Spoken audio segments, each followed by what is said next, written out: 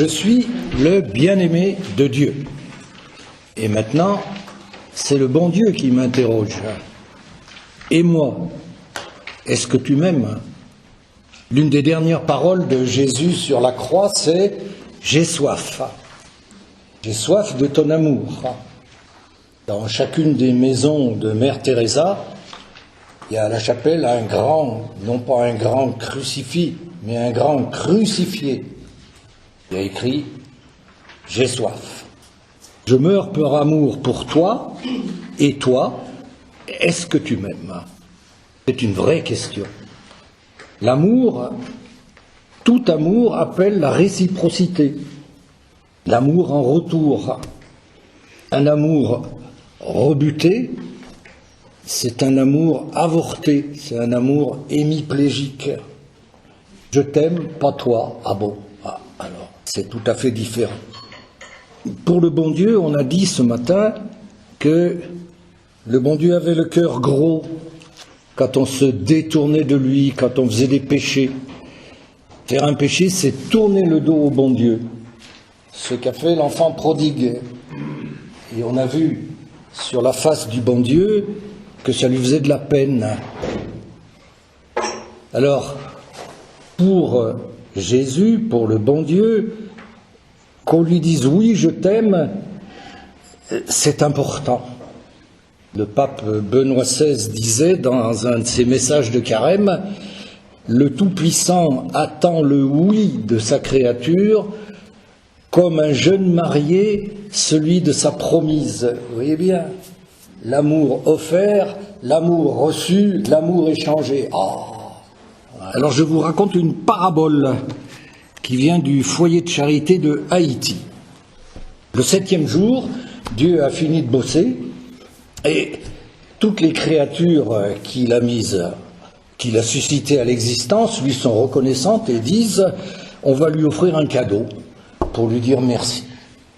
Alors chacun apporte, l'écureuil apporte des noix, le lapin apporte des carottes, la brebis de la laine, la vache du lait bien crémeux.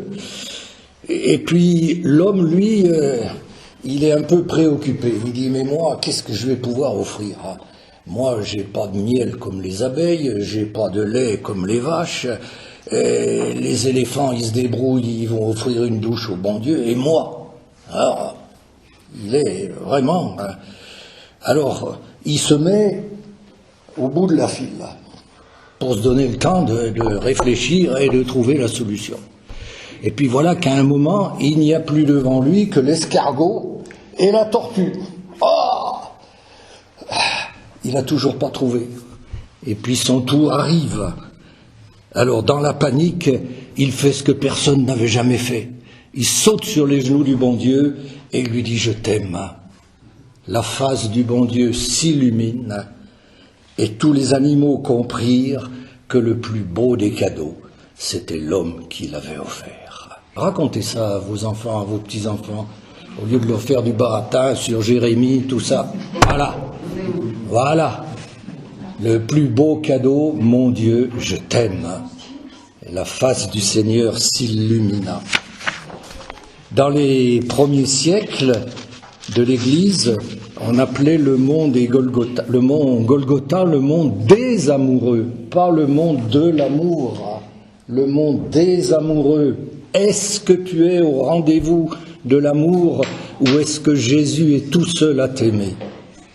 Jésus disait, et ça résume tout ce que je viens de dire, à Sainte Thérèse d'Avila, qui l'a rapporté dans sa biographie, « Donne-moi ton cœur, il est nécessaire à mon bonheur.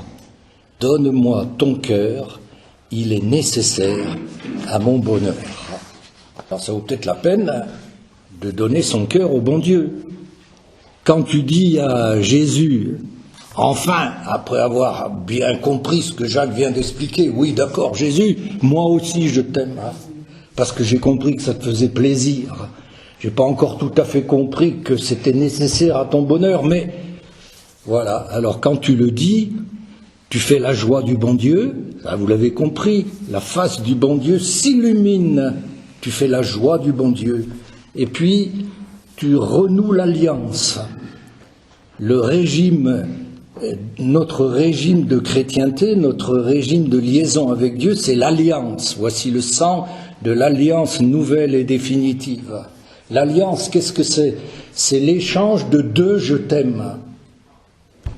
Quand tu dis « Jésus, je t'aime », selon la belle formule du Père Zundel, tu fermes l'anneau d'or des fiançailles éternelles. C'est beau ça. Mais c'est vrai, c'est vrai. Je renoue l'alliance. Petite question. De quand date votre dernier « je t'aime » au bon Dieu? Explicite. Jésus, je t'aime. Posez-vous la question. Si c'est un peu vieux, vous lui direz avant de partir, pour qu'il soit content. Il faut lui dire, pas seulement nos petits-enfants. Ah, Jésus, on dit c'est cucu de dire Jésus, je t'aime. Pas du tout. Pas du tout, c'est basique. C'est basique. Il n'y a pas d'alliance sans qu'on dise officiellement je t'aime. Il n'y en a pas. Oui, non. Non. Voilà.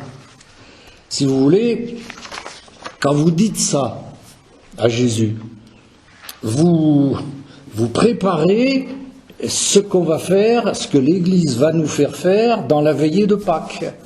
On va renouveler nos promesses du baptême.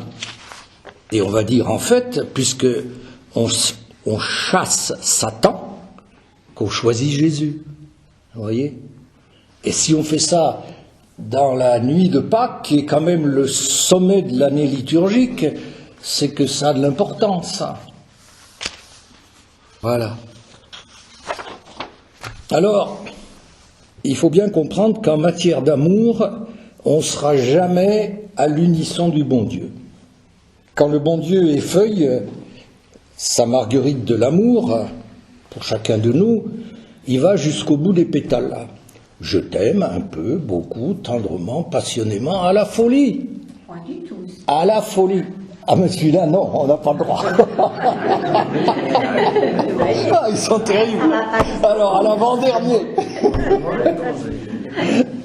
Parce que il n'y a pas d'amour plus grand que de donner sa vie pour ceux qu'on aime. Jean 15, 13. Quand on regarde le crucifix, on peut entendre ça. Pour toi, je l'ai fait. Pour toi, je le fais. Pas oublier que à Gethsémani et sur la croix, chacun de nous était dans la pensée de Jésus. Vous verrez sur le papier qu'on va vous donner les questions du catéchisme qui disent ça de façon claire, précise. Jésus n'est pas mort pour l'humanité, il est mort pour toi, pour moi, pour chacun de nous. Pas possible, hein.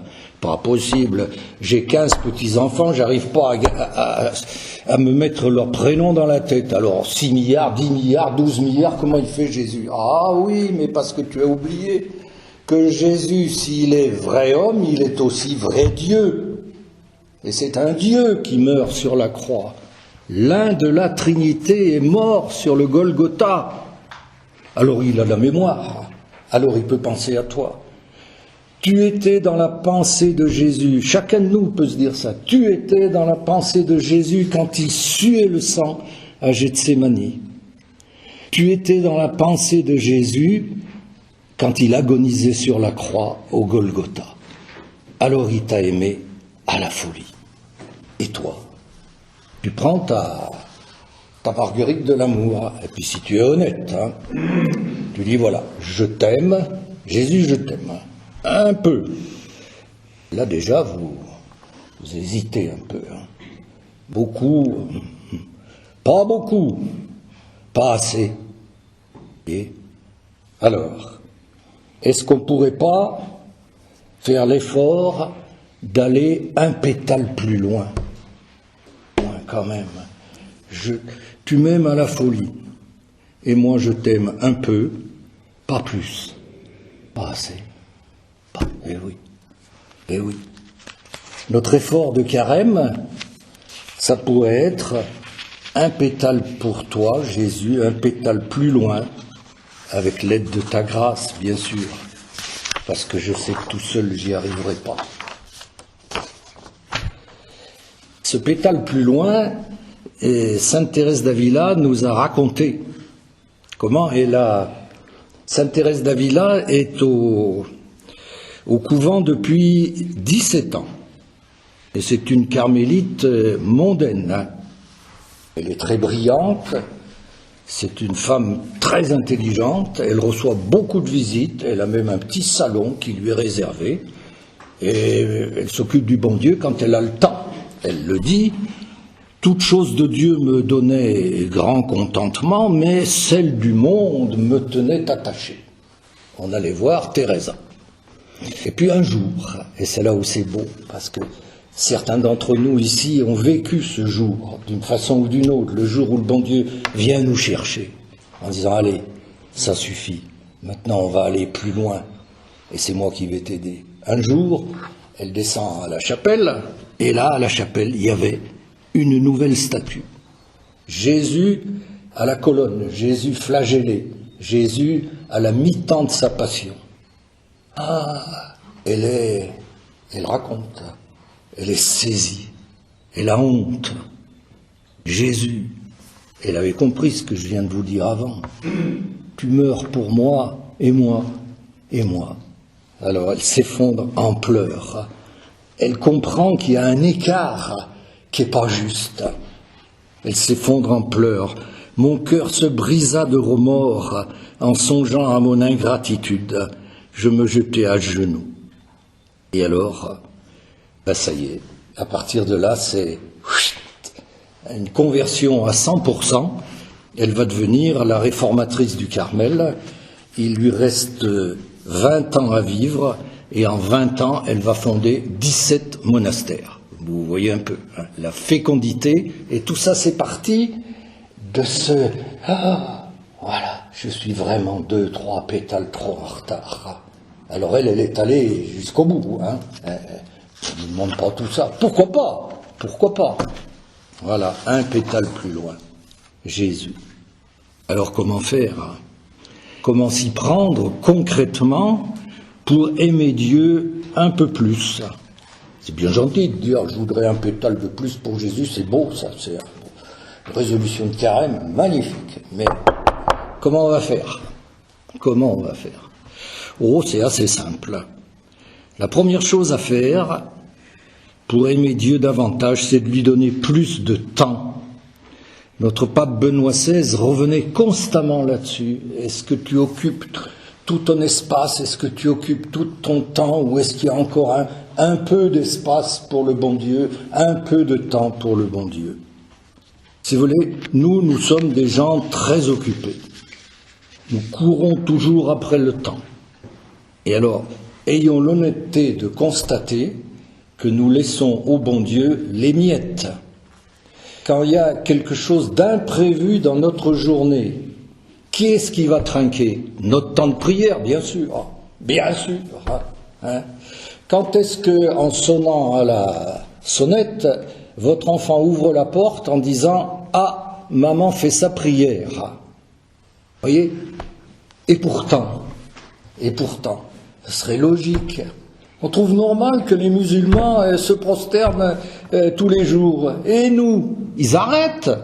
Et on dit oh, c'est très bien, oh là là. Mais les chrétiens, ils n'ont pas le droit de faire leur prière. Et oui, c'est le vendredi saint. Tu manges rien? Oh, j'ai pas faim aujourd'hui. Mais non, c'est le vendredi saint, je ne mange pas. Oui, ça a l'air, c'est des petits trucs. Mais bon, donner du temps au bon Dieu. La preuve de l'amour, c'est d'abord le temps donné. Regardez Mamie Brest dont j'ai parlé ce matin. Elle avait le cœur ravagé parce que jamais on venait la voir, parce que jamais on prenait du temps pour elle. Dans l'indifférence, écoutez bien, il n'y a pas une once d'amour. Il n'y a pas une once d'amour. Si vous avez encore vos vieux parents, donnez-leur un peu de temps avant qu'il soit trop tard. Ça leur fait de la peine que vous ne preniez pas un peu de temps pour eux. Vous voyez? Dans l'indifférence, il n'y a pas une once d'amour. Et ça vaut la peine de, le cœur du bon Dieu est en fête parce qu'aujourd'hui vous êtes là. Vous avez fait l'effort de venir. Il est content. Et c'est vrai. C'est vrai, c'est pas de la poésie. Voilà. Il faut que nous acceptions de nous déranger pour Dieu. Quand même, de nous déranger pour Dieu. Faut se le dire, ça. Ah, ça va être difficile aujourd'hui de faire ma prière. C'est compliqué, il y a un truc dessus. Mais on va arranger le puzzle autour. On va pas sortir la prière. Il faut accepter de se déranger pour Dieu.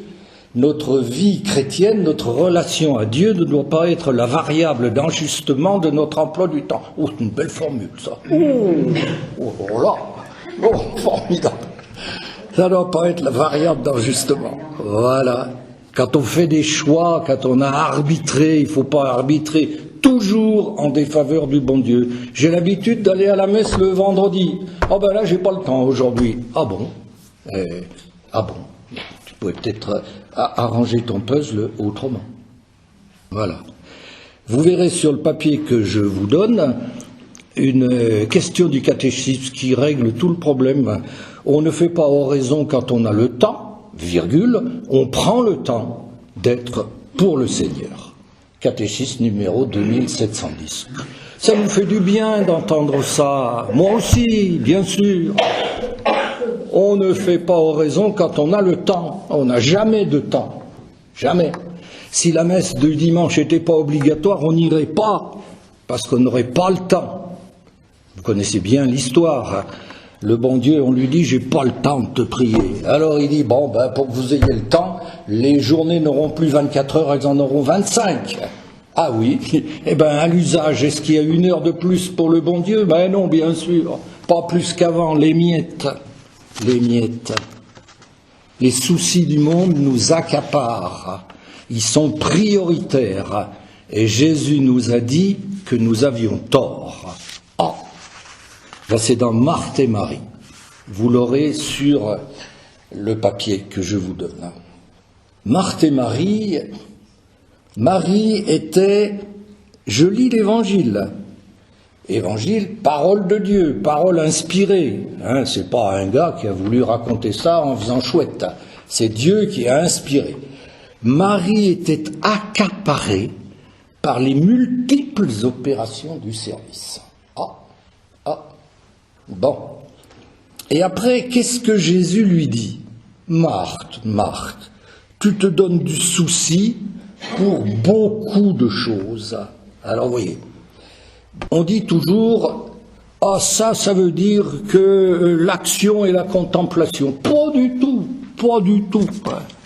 Ce que Jésus reproche à Marthe, c'est pas de faire la cuisine. Et la raison de faire la cuisine, c'est d'en faire trop. Et il y en a tellement qu'il n'y a plus de temps pour Jésus. Or, c'est Jésus qui est là. Et la priorité, c'était Jésus. Marthe, Marthe, pour beaucoup de choses. Simplifie, simplifie, et tu trouveras du temps. Vous voyez, Jeanne d'Arc disait, Messire Dieu, premier servi. Eh bien, qui d'entre nous peut sincèrement en dire autant? Pas moi. Messire Dieu, premier servi. Voilà. Vous dégagez du temps pour Dieu. Dégagez du temps pour Dieu. Première. Vous voyez, là, déjà, ça devient plus compliqué d'avoir un pétale de plus, parce que c'est exigeant. Ben oui, mais c'est comme ça. Parce qu'au fond, qu'est-ce que Jésus veut nous faire comprendre dans l'épisode de Marthe et Marie? C'est qu'il faut que nous prenions le temps d'avoir une âme. D'avoir une âme. Vous voyez? Bon, ça vaut la peine d'y réfléchir dans le silence qui suivra. Vaut la peine d'y réfléchir. Messire Dieu, premier servi. Qu'est-ce qu'est le premier servi dans ma vie de tous les jours? Voilà. Deuxième façon d'aimer Jésus davantage, bon, c'est tout simple, c'est de faire ce qu'il nous dit. Ah oui. Quand nos enfants désobéissent systématiquement, on se pose des questions quand même pour savoir si vraiment il nous aime. Il fait jamais ce que je lui dis. Papa, je t'aime. Oui, d'accord, mais voyez, Jésus a dit, si vous faites ce que je vous dis, vous êtes mes amis. Vous m'aimez. Ah, il s'agit de prendre un pétale de plus pour aimer Jésus davantage. Vous m'aimez si vous faites ce que je vous dis. Jean 15, 14. Et une autre fois, Jésus dit, pourquoi est-ce que vous m'appelez Seigneur, Seigneur, et vous ne faites pas ce que je vous dis? C'est bien, Seigneur, Jésus, je t'aime, oui, mais tu fais ce que je te dis? Ah ben, c'est un peu dérangeant, alors je mange. Ben non. Vous voyez? Voilà. Alors, c'est sans risque pour nous. C'est important ce que je dis. C'est sans risque pour nous de faire ce que Dieu nous propose. Puisque Jésus nous aime. On l'a vu ce matin. Il veut notre bonheur. Il ne veut que notre bonheur. Le bon Dieu ne peut vouloir pour nous que du bien.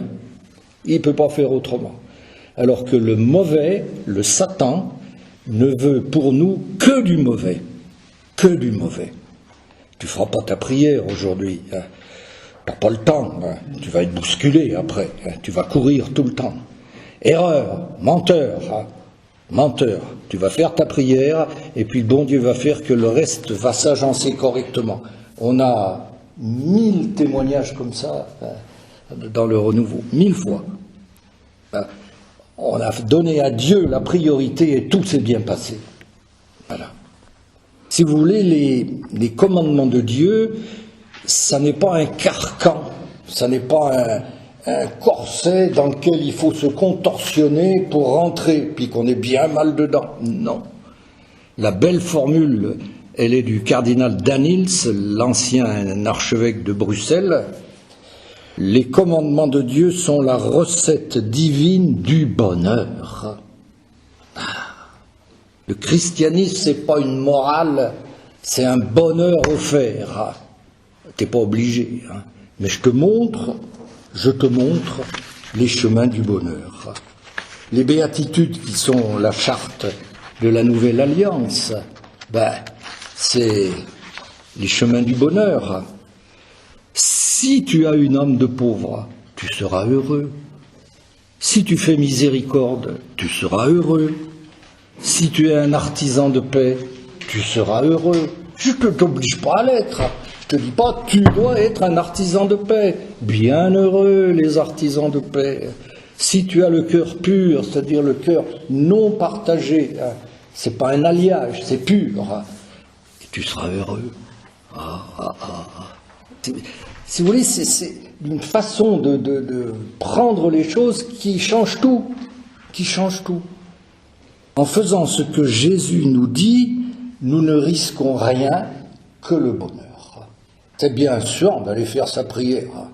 Tellement de choses à faire. Oui, mais quand tu sors, t'es mieux que quand t'es rentré. Voilà. Nous pouvons écouter Jésus en toute confiance.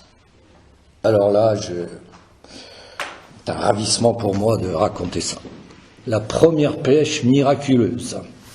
C'est dans Saint Luc au chapitre 5. Il n'y a pas d'apôtre encore. Jésus a appelé personne. Il a enseigné depuis la barque de Simon, parce qu'il y avait tellement de monde qu'il a pris du recul, et puis il paraît en plus qu'on entend mieux quand la parole passe sur la mer. Ça, alors, je laisse aux spécialistes. Donc il a fini de causer, et il dit à Pierre, allez, en route, avance au large et lâche les filets. Et le brave Pierre lui dit, écoute, non, on a marné toute la nuit, on n'a rien pris, alors c'est pas en plus le jour qu'on a une chance de prendre quelque chose. Mais, et alors là, c'est, sur ta parole, je vais lâcher les filets. C'est-à-dire, parce que c'est toi qui le dis, je vais le faire. Notez, parce que c'est toi qui le dis, je vais le faire. Je comprends pas trop bien, mais j'ai confiance en toi. J'ai confiance en toi. Je te fais confiance. Dans l'ancien français, le mot confiance n'existait pas. On disait fiance. Je te fais fiance.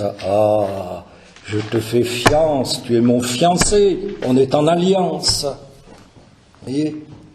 Tout ça, c'est je te fais confiance, Jésus. Et parce que c'est toi qui me dis, je vais le faire. Un autre exemple magnifique, on l'entendra je pense bientôt, l'évangile de l'aveugle-né.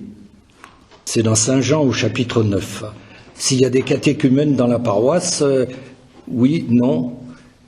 Est-ce qu'il y a des catéchumènes? Oui. Alors, un jour, on va leur remettre la parole de Dieu. Et ce jour-là, on a l'obligation de lire l'évangile de l'aveugle-né parce que la parole est lumière. Donc, vous écouterez bien l'évangile de l'aveugle-né. C'est magnifique, si vous voulez.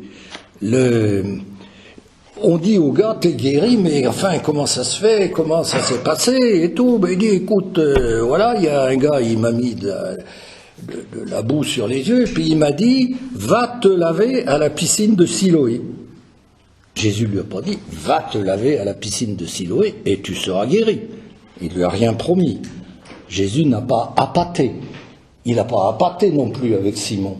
Il lui a pas dit, va jeter les filets, ils vont être remplis. Non. C'est compliqué pour un aveugle, là. Jésus vient de sortir du temple où on lui jetait des pierres. Il est donc au temple. La piscine de Siloé, c'est 1 kilomètre plus loin. Il est aveugle, l'aveugle. Et il choisit d'y aller.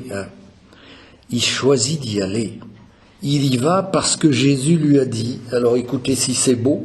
Ses voisins sidérés l'interrogent. Il dit, ben voilà, l'homme qui s'appelle Jésus a fait de la boue. Il m'a dit, va à Siloé. J'y suis donc allé. Voilà. Parce que Jésus m'a dit de le faire, je l'ai fait. Et je m'en suis bien porté. Je lui ai fait confiance.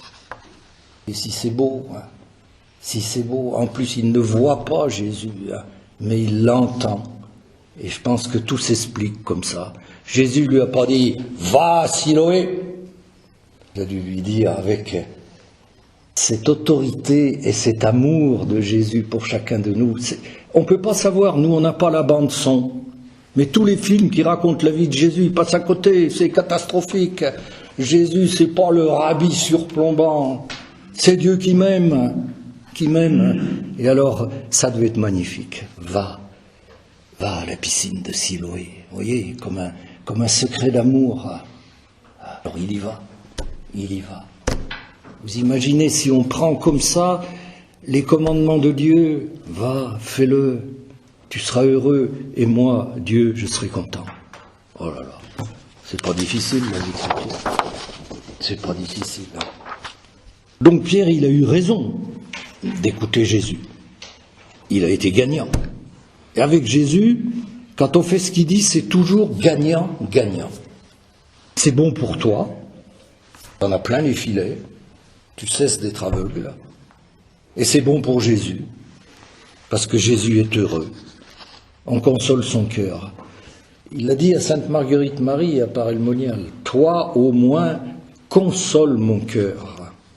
C'est pas c'est Jésus qui l'a dit, c'est pas Jacques qui dit le cœur de Dieu est ravagé. Il l'a dit.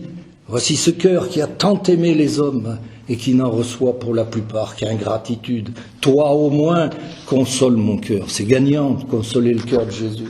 C'est gagnant. Quand on arrivera là-haut, on dira, j'ai pas fait grand-chose, Jésus. J'ai essayé de consoler ton cœur, mais oui, viens.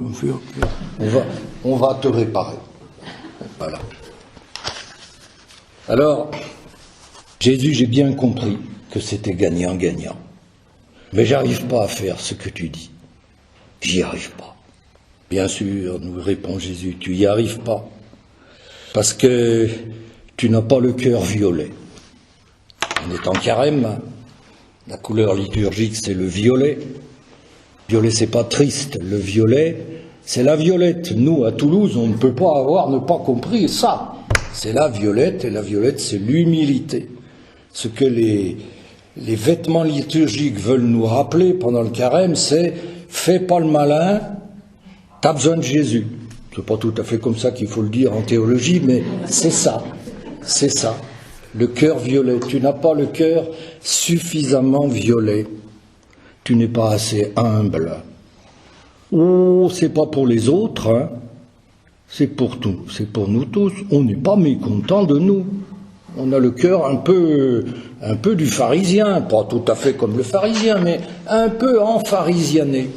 Tu vois, Jésus, je suis fidèle. Tu vois, Jésus, je vais même à la retraite paroissiale. Là. Bon, c'est pas mal. Là. Mais non. Non. Jésus a dit, le cœur enpharisiané, c'est de penser qu'on va y arriver tout seul, là, par nos propres forces, en serrant les dents. Ça, c'est le héros. Nous, on ne nous demande pas d'être des héros, on nous demande d'être des saints. Le saint, c'est celui qui va de l'avant avec la grâce de Dieu. Et la grâce de Dieu, ça s'appelle le Saint-Esprit. Ouais. Voilà. Tout seul, tu n'y arriveras jamais. C'est impossible. C'est impossible. Et je te l'ai dit.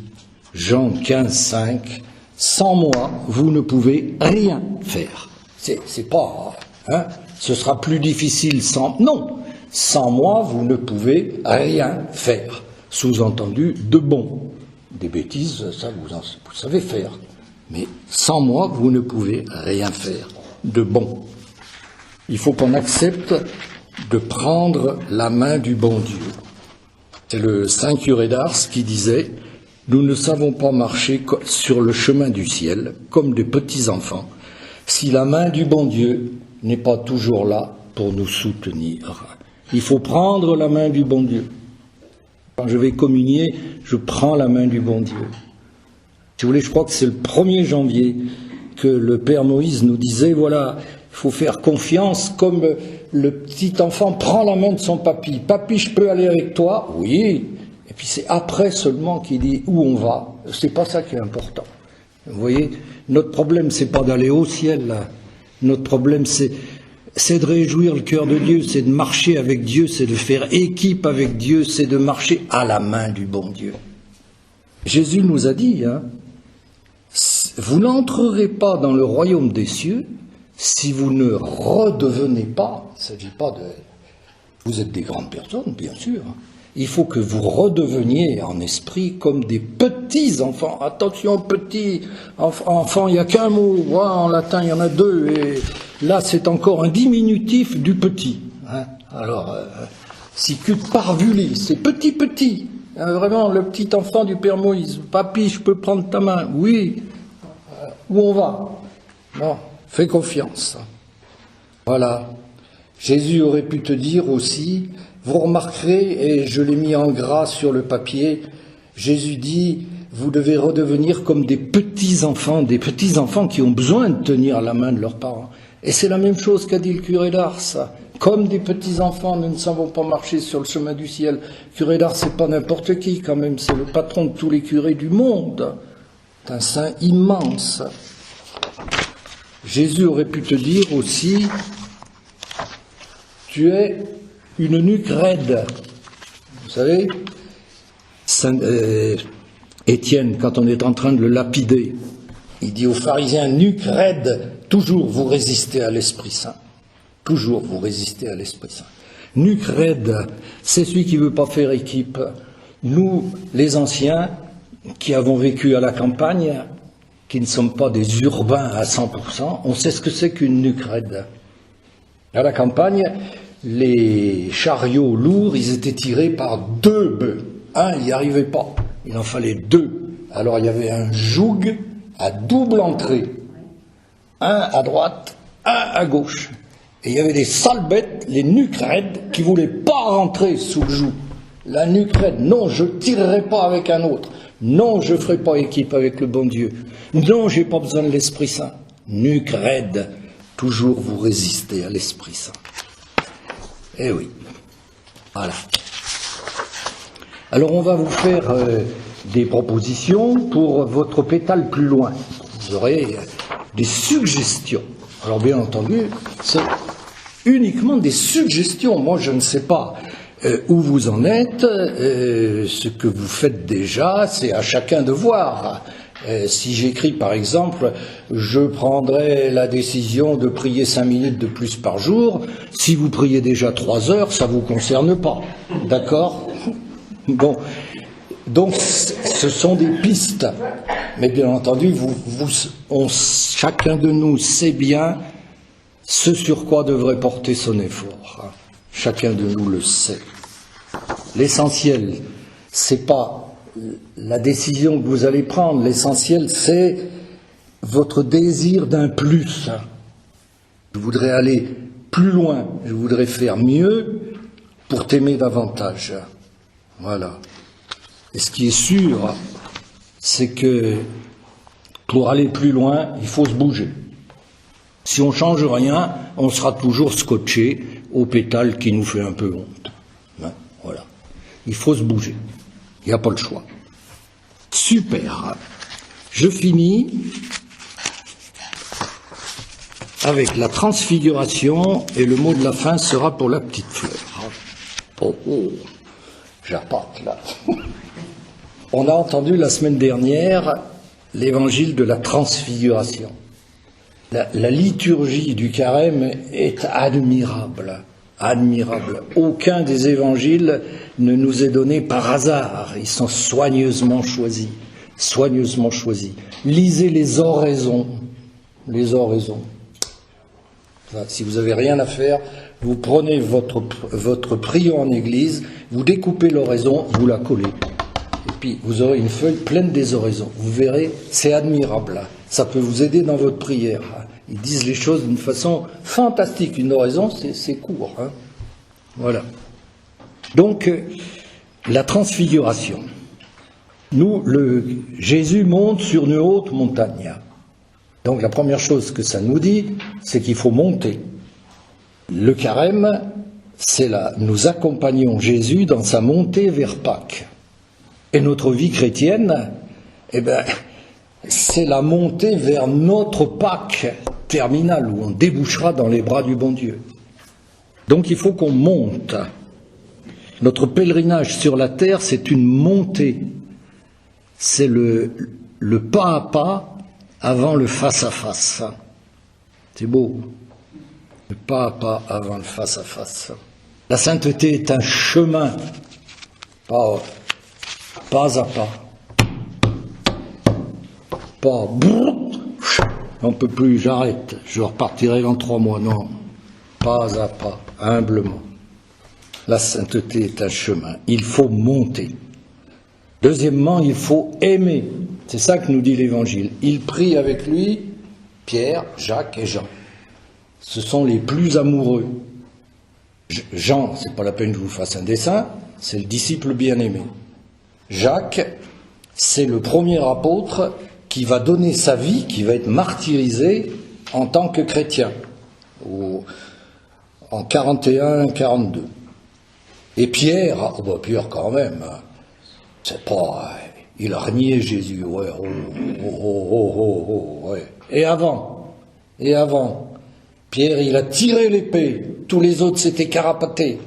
Lui, il a cherché à défendre Jésus. Et alors Jésus lui a dit non, je veux pas. Alors il n'a plus rien compris. Il est perdu. Alors après il va renier. Vous voyez. Mais Pierre, il était un amour pour Jésus prodigieux, prêt à donner sa vie. Je tire mon épée, qu'est-ce qui va se passer? Si je tire mon épée, ils vont tirer les leurs. Il n'a pas peur, Pierre. Donc les 3 plus amoureux.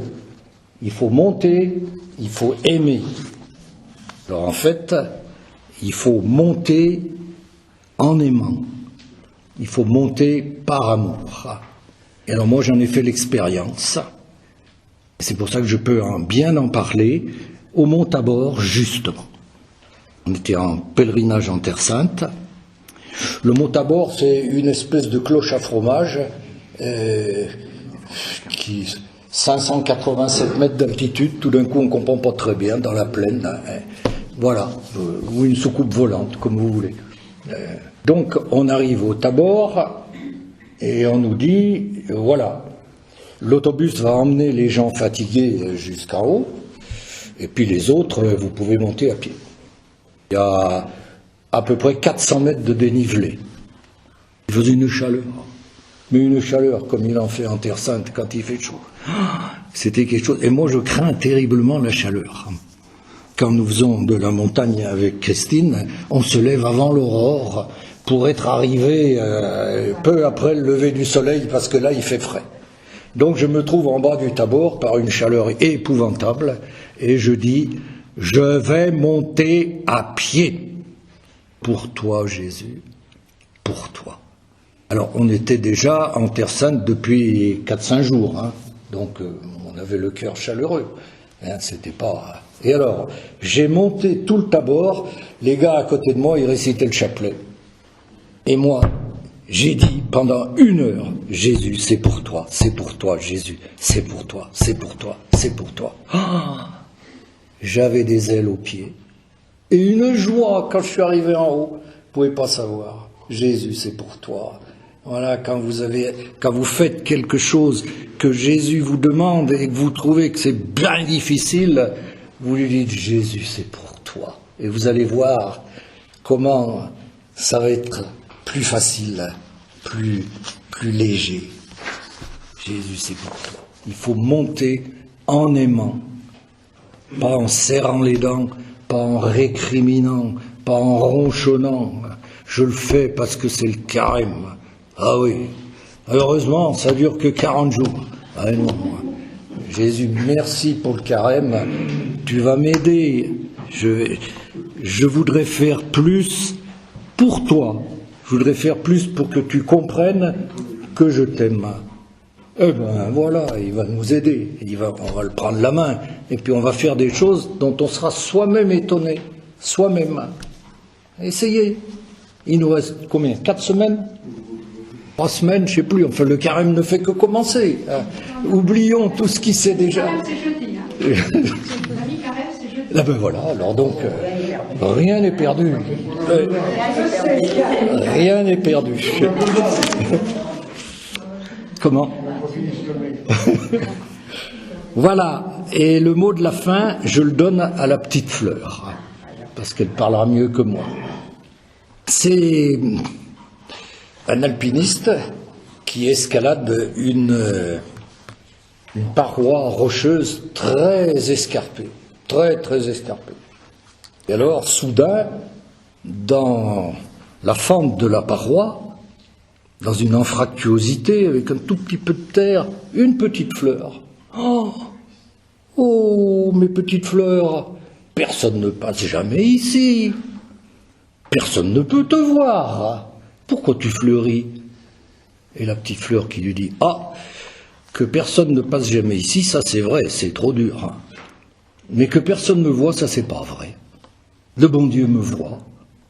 Alors chaque matin, je me fais belle pour réjouir son cœur. Merci petite fleur, tu viens de nous donner le plus beau programme de la vie chrétienne, réjouir le cœur du bon Dieu. Ô Seigneur, qu'il est grand ton nom, je chante ta louange. Ô Seigneur, qu'il est grand ton nom, par toute la terre.